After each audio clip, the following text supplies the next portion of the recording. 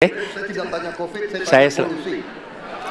Tenaga uap mengalir ke Jakarta, maka Jakarta punya indikator, karena itu Jakarta mengatakan ada polusi udara. Ya susah kalau kita menyalahkan angin dari mana saja ya.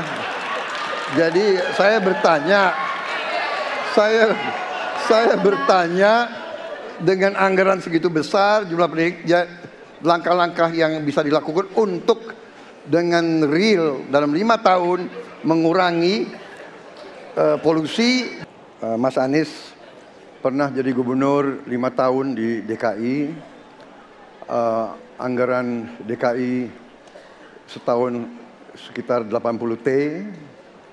Jumlah penduduk Indonesia DKI 10 juta kira-kira kurang lebih. APBD Jawa Barat 35 T, jumlah penduduknya 50 juta, 5 kali DKI. Tetapi selama Mas Anies mimpin, sering sekali DKI menerima indeks polusi tertinggi di dunia. Bagaimana dengan anggaran 80 T, Pak Anies sebagai gubernur tidak dapat berbuat sesuatu yang berarti untuk mengurangi polusi? Terima kasih.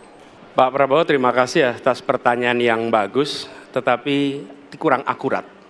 Saya akan jelaskan, Pak.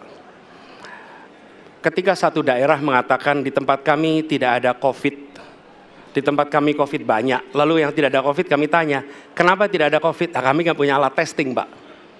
Karena tidak punya alat testing, maka tidak ada COVID.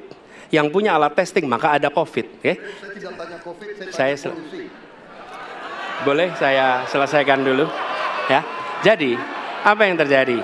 Di Jakarta kami memasang alat pemantau polusi udara. Bila masalah polusi udara itu bersumber dari dalam kota Jakarta, maka hari ini, besok, minggu depan konsisten selalu akan kotor. Tapi apa yang terjadi? Ada hari di mana kita bersih, ada hari di mana kita kotor.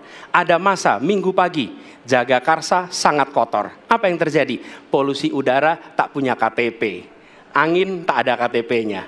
Angin itu bergerak dari sana sini. Ketika polutan yang muncul dari pembangkit listrik, tenaga uap, mengalir ke Jakarta, maka Jakarta punya indikator, karena itu Jakarta mengatakan ada polusi udara. Ketika anginnya bergerak ke arah Lampung, ke arah Sumatera, ke arah Laut Jawa, di sana tidak ada alat monitor, maka tidak muncul. Dan Jakarta pada saat itu bersih. Kalau problemnya dari dalam kota saja, maka konsisten tiap waktu. Ya, kita punya masalah polusi. Karena itu kita kerjakan dengan apa? Kita lakukan, Pak. 1, dengan pengendalian emisi dari kendaraan bermotor dan pengujian emisi sekarang wajib. Yang kedua, elektrifikasi kendaraan umum. Yang ketiga, konversi kendaraan umum. Dan dulu yang naik kendaraan umum hanya 350.000 per hari, sekarang 1 juta per hari. Jadi itu kita kerjakan untuk menangani soal polusi di Jakarta. Ya susah kalau kita menyalahkan angin dari mana saja ya. Jadi saya bertanya dengan anggaran segitu besar, jumlah pendidik, langkah-langkah yang bisa dilakukan untuk dengan real dalam 5 tahun mengurangi polusi, juga di mana rakyat Jakarta begitu banyak yang mengalami sakit pernafasan. Jadi saya kira kalau kita dengan gampang menyalahkan angin, hujan dan sebagainya, ya mungkin tidak perlu ada pemerintahan kalau begitu ya. Terima kasih.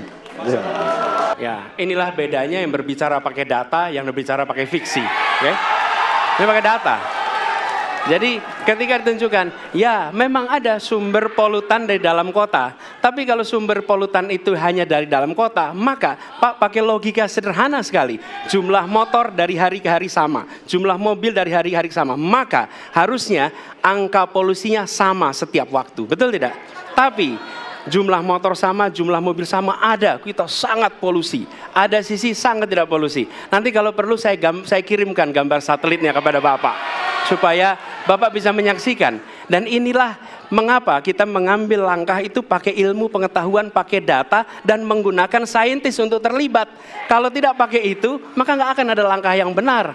Dan ini kemudian saya teruskan, Pak, bagaimana pengendalian itu dikerjakan untuk dalam Jakarta. Jika saya terpilih presiden, maka yang luar Jakarta saya kendalikan juga, Pak.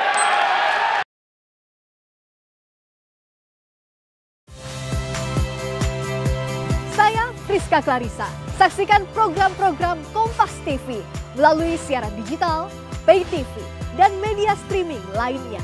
Kompas TV, independen, terpercaya.